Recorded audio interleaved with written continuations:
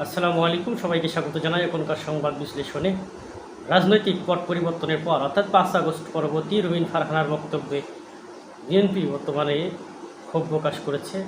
আভ্যন্তরীণভাবে তাদের মধ্যে কোন্দলও চলছে।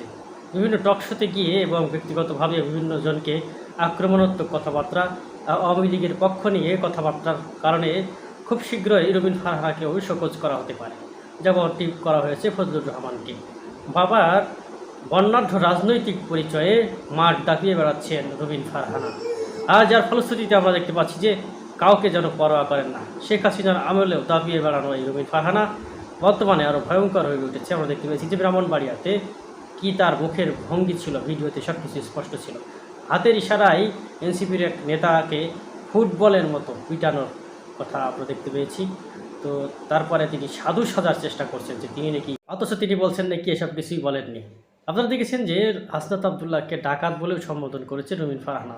এছাড়াও ফকিন্নির বাচ্চা বলেও সম্বোধন করেছে, যা তার কাছ থেকে এই ধরনের বক্তব্য শোভনীয় নয়।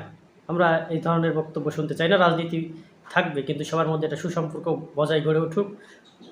5 আগস্ট পরবর্তী আমরা যে স্বপ্ন দেখেছিলাম, সেই স্বপ্ন ধীরে ধীরে শেষ হয়ে গেছে। দেখুন, মানুষ যে স্বপ্ন দেখেছিল যে বাংলাদেশ হয়তো বা মালয়েশিয়া, সিঙ্গাপুর কিংবা অন্যান্য গুরুত্বপূর্ণ যে সকল দেশগুলো রয়েছে, বিশেষ করে উন্নয়নে উন্নত দেশের দিকে যারা যায়, সেই একটা ধারা প্রবাহিত হবে, কিন্তু সেটি সম্ভব হচ্ছে না। আমাদের রক্তে রক্তে দুর্নীতি মিশে আছে এর কারণে।